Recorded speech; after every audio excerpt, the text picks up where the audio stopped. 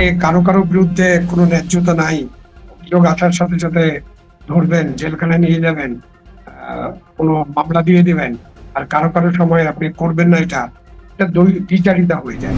কি তদন্ত হবে, কার মুখ দেখে তদন্ত হবে, কার নির্দেশে তদন্ত হবে, এগুলো কিন্তু বাংলাদেশের জন্য খুবই গুরুত্বপূর্ণ বিষয় এবং ওই বিষয়গুলো থেকে আমরা এখনো বের হতে পারিনি। ডক্টর মোহাম্মদ ইউনূস সদিচ্ছা থাকে এবং উনি যদি এটা মনে করেন যে উনি একটা নির্বাচন দেবেন, তাহলে তাকে ডিসেম্বর থেকে মধ্য জানুয়ারি বা জানুয়ারির শেষে অথবা এই রমজান শুরু হওয়ার 10 দিন আগে তার নির্বাচনটা দিতে হবে। বেশ কয়েকজন উপদেষ্টাদের ব্যাপারে অনেক আলোচনা হয় যে তারা তাদের দায়িত্ব ঠিকমতো পালন করছে না। Generally speaking, there is a crisis of confidence এবং crisis of trust in Bangladesh politics. এটা ছিল গত 17 বছর। রাত ভঙ্গ হয় যখন একজন উপদেষ্টা বা কয়েকজন উপদেষ্টা বলেন এই সরকারকে জনগণ 5 বছর দেখতে চায়। জনাব আবু আলম শহীদ খান, আইয়ুব করম আলী সাহেব বলছেন অভিযোগ এসছে, প্রমাণিত হইতে হবে। যেমন 21শে আগস্ট গ্রেনেড হত্যা মামলার আসামি ছিলেন বিএনপির ভারপ্রাপ্ত চেয়ারপারসন তারেক রহমান, তিনি মামলা থেকে অব্যাহতি পেয়েছেন। এখন বাকি যে অত অভিযুক্ত আসামিরা আছেন, তো স্বাভাবিকভাবে তাদেরকেও অব্যাহতি পেয়ে যাওয়ার কথা। তাহলে আসলে এই গ্রেনেড হামলাটা কে করলো? এই কেউ না কেউ তো করেছে। তো এখন এই বড় রাজনীতিবিদরা অব্যাহতি পেয়ে গেলেন দীর্ঘ একটি 17 বছরের একটি বিচারিক প্রক্রিয়ার মাধ্যমে। বিএনপি চেয়ারপারসন তারেক রহমান সহ, তারেক রহমান যদি অব্যাহতি পান, স্বাভাবিকভাবে বাকি যারা অভিযুক্ত রয়েছেন 400 জন, তারাও অব্যাহতি পাবেন। তো তাহলে কেউ না কেউ মেরেছে। তো তাহলে কিভাবে আপনি অভিযোগটা প্রমাণ করবেন? তাহলে ভাবতে হবে যে ওই গ্রেনেড হামলার ঘটনাই ঘটেনি, ওটা আমরা স্বপ্ন দেখেছিলাম, তাই না? মুছে দেওয়া হয়েছে ওটাকে, রিসেট বাটন টিপলে যে মুছে যায় না, তো গ্রেনেড হামলা, 10 ট্রাক অস্ত্র, সবকিছু মুছে গেছে। সে কারণে সবাই খালাস পেয়ে যাচ্ছে। এই বিচারিক প্রক্রিয়া ছিল, এই বিচারিক প্রক্রিয়ায় চলতে চলতে এখন খালাসের প্রক্রিয়া চলে গেছে। এখন ধরেন যে ফরমালি সাহেব তো ঠিকই বলছেন যে অভিযোগ করলেই তো হবে না, অভিযোগ প্রমাণ করতে হবে। এই বিষয়টা কিন্তু সকলের ক্ষেত্রে প্রযোজ্য, সকলের ক্ষেত্রে, এবং ন্যায্যতার ভিত্তিতে এই প্রমাণগুলো করতে হবে। আপনি কারো কারো বিরুদ্ধে কোনো ন্যায্যতা নাই, অভিযোগ আসার সাথে সাথে ধরবেন, জেলখানায় নিয়ে যাবেন, কোনো মামলা দিয়ে দিবেন, আর কারো কারো সময় আপনি করবেন না, এটা এটা দ্বিচারিতা হয়ে যায়। এরকম দ্বিচারিতা করা যাবে না। আপনি যদি এক ধরনের অ্যাকশন হতে হবে, একজনের বেলা একরকম, আরেকজনের বেলা একরকম, উনি আমার লোক সেই জন্য আরেক রকম, এটা হবে না। এটা অতীতে হয়েছে, বর্তমানে হচ্ছে, কিন্তু এটা হতে পারবে না। যদি বর্তমানে এটা হয় তাহলে তো আর অতীত আর বর্তমানের মধ্যে কোনো তফাৎই থাকলো না। এই তফাৎটা তো সৃষ্টি করতে হবে।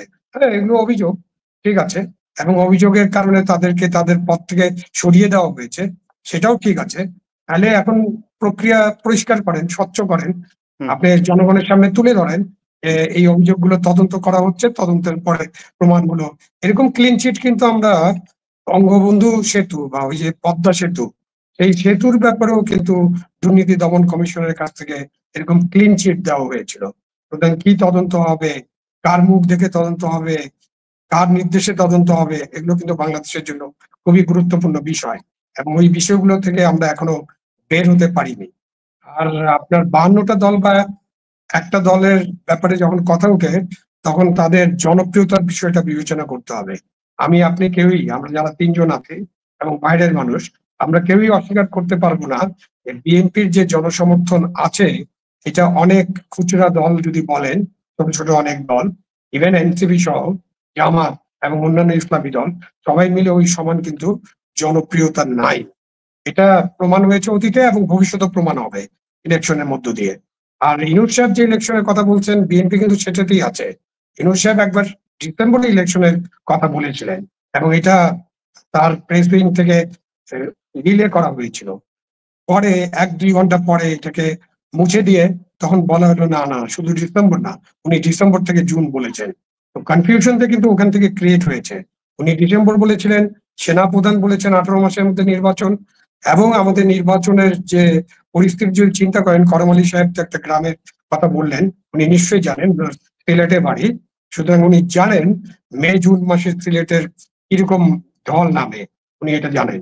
সুতরাং মে জুন মাস আমাদের যে নির্বাচনের উপযুক্ত না, এটা আমরা জানি। সিলেট, কিশোরগঞ্জ এবং অন্যান্য যত নদী বিধৌত এলাকা আছে সবখানে বন্যা হবে, বৃষ্টি হবে, গরম, এর মধ্যে নির্বাচন হবে না। ৭৫ বছরের ইতিহাসে, একদম 1950 থেকে ৭৫ বছরের ইতিহাসে শুধুমাত্র একবার জুন মাসে নির্বাচন হয়েছিল, 12 জুন। সেটা হয়েছিল বেগম খালেদা জিয়া পদত্যাগ করে যখন তত্ত্বাবধায়ক সরকার গঠন করেছিলেন। এই তত্ত্বাবধায়ক সরকারের ম্যান্ডেটই ছিল 90 দিনের মধ্যে নির্বাচন। এই কারণে আমরা 12 জুন একটা নির্বাচন দেখেছি। এবং এই যে সামনের যে ইয়াটা উইন্ডো, ডিসেম্বর থেকে জুন, এই উইন্ডোর মধ্যে 4টা মাসে আপনার আরো বেশি অসুবিধা। মে জুন তো বাদ দিলাম, ফেব্রুয়ারি মাসে রমজান, সেই রমজানের মধ্যে নিশ্চয়ই কোনো ইলেকশন হবে না। তারপরে ঈদ, তারপরে এসএসসি পরীক্ষা, তারপর আরেকটা ঈদ, তারপরে এইচএসসি পরীক্ষা। এই সময় কিভাবে নির্বাচন হবে? সুতরাং নির্বাচনের উপযুক্ত সময় যদি ডক্টর মোহাম্মদ ইউনূস সদিচ্ছা থাকে এবং উনি যদি এটা মনে করেন যে উনি একটা নির্বাচন দেবেন, তাহলে তাকে ডিসেম্বর থেকে মধ্য জানুয়ারি বা জানুয়ারির শেষে অথবা এই রমজান শুরু হওয়ার 10 দিন আগে তার নির্বাচনটা দিতে হবে। সুতরাং ওই যে অল্প কিছু সংস্কার হলে ডিসেম্বর, আর একটু বেশি সংস্কার হলে জুন, এটা কিন্তু অনেকদিন ধরে বলা হচ্ছে, বাট এটা ক্লিয়ার না, একেবারেই স্বচ্ছ না। এখানে অনেক ভেগ আছে এবং এখন পর্যন্ত করম আলী সাহেব হয়তো জানতে পারবেন, আমি বাংলাদেশের থেকে এখন পর্যন্ত জানি না যে অল্প কিছু সংস্কার মানেটা কি, কি সংস্কার হলে অল্প কিছু সংস্কার হবে। আমি ওটাও জানি না আর বেশি সংস্কার হলে কি সংস্কার হলে আরো বেশি সংস্কার হবে। সুতরাং সংস্কার নিয়ে তো একটা ঐক্যমত্য হতে হবে। ইউনূস সাহেব অবশ্যই একজন পপুলার মানুষ হিসাবে, জনপ্রিয় মানুষ হিসাবে 8ই আগস্ট সরকার গঠন করেছিলেন, এ ব্যাপারে কোনো সন্দেহ নাই। ছাত্র জনতার গণ অভ্যুত্থানের মধ্য দিয়ে ছাত্র জনতাই তাকে ডেকে এনে তাকে এই দায়িত্বটা নিতে বলেছে, তিনি দায়িত্ব নিয়েছেন। তিনি একটা উপদেষ্টা পরিষদ গঠন করেছেন, বাট সেই উপদেষ্টা পরিষদে অনেকের বিষয়ে, তাদের যোগ্যতা, দক্ষতা, তাদের দায়িত্ব পালন, অনেক বিষয়ে নানান কথা হয়। এই কথাগুলো বিস্তারিত আলোচনা করার দরকার নেই। বেশ কয়েকজন উপদেষ্টাদের ব্যাপারে অনেক আলোচনা হয় যে তারা তাদের দায়িত্ব ঠিক মতো পালন করছে না, এমনকি কথাবার্তা অনেক সময় উল্টাপাল্টা বলেন। কি কারণে আপনার স্বরাষ্ট্র উপদেষ্টা মহোদয় বলে ফেলেন তাদেরকে জনগণ 5 বছর দেখতে চায়, তিনি নাকি এরকম শোনেন। তখনই তো কনফিউশন ক্রিয়েট হয়। আপনি ঠিকই বলেছেন, ইউনূস সাহেব এক কথার মানুষ, ভদ্রলোক, এক কথার মানুষ। উনি ডিসেম্বরে নির্বাচনের কথা বলেছেন, ডিসেম্বরে নির্বাচন হতে পারে। বিএনপি তো বলে নাই। আমি আবার আসি এখানে, শুনেন, আমাদের দেশে যেটা হয়েছে বিশেষ করে আপনার রাজনৈতিক অঙ্গনে, এখানে আপনার একটা crisis of confidence, crisis of trust বিরাজ করতেছে। গত 16-17 বছর আপনার রাজনীতিতে না ছিল ট্রাস্ট, না ছিল কনফিডেন্স। এই কালচারটা কিন্তু এখন পর্যন্ত আমাদের সবার মাথার মধ্যে রয়ে গেছে আমাদের রাজনৈতিক প্র্যাকটিসে। তখন এখানে ওই যে ইউনূসের মতো একজন নোবেল লরিয়েট, একজন নোবেল ম্যান যখন আসেন নতুন, আইসা যখন উনি উনার স্ট্যান্ডার্ডে কথা বলেন, তখন কেউ বিশ্বাস করে না, কেউ ট্রাস্টও করতে পারে না, কেউ কনফিডেন্সও নিতে পারে না। আমার মনে হয় আপনি ঠিক বলেন নাই। আমরা ডক্টর ইউনূসকে ট্রাস্ট করি, বিশ্বাস করি এবং সবাই বিশ্বাস করেছে। এবং ডক্টর ইউনূসের মুখ দিয়েই ডিসেম্বর, আমিও কোনো দলের প্রধান না এখানে, না ডিসেম্বরের মধ্যে নির্বাচন ডক্টর ইউনূস নিজেই বলেছেন। সুতরাং বিএনপি কিন্তু বলছেন, কিন্তু এরপরে তো উনি বারবার এটাকে আপনার ইয়ে করছেন, রেকটিফাই করছেন। ঠিক আছে, ওনার অনেক বিষয় নিয়ে trusted, he is the head of the state. এইটা তো কালচারাল প্রবলেম, সেটা কি ডক্টর ইউনূসের নিজেরও আছে কিনা সেটা ভেবে দেখতে হবে। আপনি যদি কালচারাল প্রবলেমের কথা বলেন, তাহলে কালচারাল প্রবলেমের কথা বললে এই উপদেষ্টা পরিষদে অন্য কারো আছে কিনা এটা আলোচনা করতে হবে। আপনি তখন 5 বছরের কথা কিভাবে বলেন? আর বিএনপি তো অক্টোবর মাসে নির্বাচন চায়নি, নভেম্বর মাসে চায়নি। বিএনপি ডিসেম্বরে চেয়েছে, যখন ইউনূস সাহেব নিজেই ডিসেম্বরের কথা বলছেন, যখন সেনাপ্রধান 18 মাসের কথা বলেছেন। আমি শেষ করি, পরে আপনি আসবেন। আমি বলতেছি যে generally speaking there is a crisis of confidence এবং crisis of trust in Bangladesh politics. এটা ছিল গত 17 বছর, এটা এখন পর্যন্ত আমাদের রাজনৈতিক ডিসকোর্সে একেবারে চলমান আছে। এটা কাইন্ডলি আপনি বলবেন যে এখন কেন ট্রাস্টের অভাব, কি কারণে ট্রাস্ট নাই, বলেন সেটা। কারণ আমাদের কালচার চেঞ্জ হয় না এখন। নো আপনি এক মুখে নানান কথা বললে ট্রাস্ট হবে কি? আপনি যদি একটু পিছনে গিয়ে বসেন, আপনি ক্যামেরার সামনে একটু ঝুঁকে গেছেন। জনগণের ট্রাস্ট নষ্ট হয়ে গেছে। জনগণের না, আমি বলতেছি পলিটিক্যাল ডিসকোর্স, যারা আপনার ডিবেট করেন। মানুষের একটা আস্থাহীনতা তৈরি হয়েছে। হয়তো প্রফেসর ইউনূস হয়তো ডিসেম্বরে না, আগামী জুনে না। মানুষের আস্থা ঠিকই আছে। এখানে আপনার পলিটিক্যাল যে স্পোর্টসপারসন বা পলিটিক্যাল পার্টিজ, তারা একে অন্যের কথা বিশ্বাস পলিটিক্যাল করে না। পার্টি হাসিনা তো হাসিনা মানুষের নেভার ট্রাস্টেড এনিওয়ান, এবং হাসিনা কেউ ট্রাস্ট করতো না। দিস ইজ দ্য কালচার সেই চ্যাপ্টার তো over, that chapter is gone, but that is the cultural legacy we are still in. এইখানেই আপনার কিন্তু সংস্কারের দরকার, এইখানে কিন্তু মাইন্ডসেট এখানে সংস্কারের দরকার। ডক্টর ইউনূস যখন ড্যাভোসে বলেন যে ছাত্রদেরকে আমি বলেছি তাদের একটা দল করতে, তারা এত বড় নেতৃত্ব দিচ্ছে, তাদের দল করতে হবে। যখন এনসিপি কে নানান সুবিধা দেওয়া হয় ডক্টর ইউনূসের বাসভবনের কাছে, যখন এনসিপি 144 দ্বারা ভঙ্গ করে ট্রাক দিয়ে মিছিল করে, ওখানে স্টেজ বানায়, তখন তাদেরকে কিছু বলা হয় না। আর জগন্নাথ বিশ্ববিদ্যালয় বা প্রাথমিক শিক্ষক বা ইত্যাদি মাদ্রাসার শিক্ষক বা অন্যান্যরা আসলে তাদের উপরে লাঠিচার্জ হয়, সাউন্ড গ্রেনেড নিক্ষেপ করা হয়, গরম পানি দেওয়া হয়, অন্যদেরকে ঠান্ডা পানি দেওয়া হয়, খাবার দেওয়া হয়। ট্রাস্ট এইভাবে ভঙ্গ হয়। ট্রাস্ট ভঙ্গ হওয়ার কারণ কি কি খোলা মনে আলোচনা করেন, তাহলে কিন্তু ট্রাস্ট আসবে, নাহলে ট্রাস্ট আসবে না। ট্রাস্ট ভঙ্গ হয় যখন একজন উপদেষ্টা বা কয়েকজন উপদেষ্টা বলেন এই সরকারকে জনগণ 5 বছর দেখতে চায়। ট্রাস্ট ভঙ্গ হয় যখন আমাদের যে প্রেস সেক্রেটারি, যিনি প্রেস অ্যাডভাইজারের উপরে কথা বলেন, উপদেষ্টাদের উপদেষ্টা, তিনি যখন বলেন তাদের কাছে সকল ম্যান্ডেট আছে। ট্রাস্ট ভঙ্গ হয় তখন যখন করিডোরের, মানবিক করিডোরের কথা আসে, যখন ইয়ার আপনার চট্টগ্রাম বন্দর প্রাইভেট সেক্টরে দিয়ে দিবেন, আপনি ঘোষণা করে দেন এবং কেউ বাধা দিলে তাদেরকে বাধ্য করা হবে, তখন ট্রাস্ট ভঙ্গ হয়। ট্রাস্ট কিভাবে ভঙ্গ হয় এর অনেক উদাহরণ আছে, এগুলো খোলা মনে আলাপ করতে হবে। আমি কোনো রাজনৈতিক দল করি না।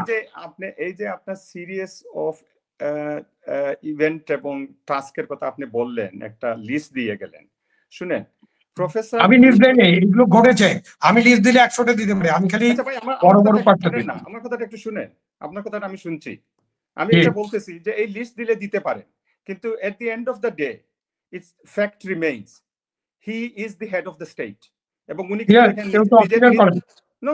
জাস্ট আপনি কিন্তু আমাকে ইন্টারাপ্ট করতে পারবেন না। আচ্ছা ঠিক আছে, থ্যাংক ইউ, বলেন। You listen to me and then you come back. He is the head of the state.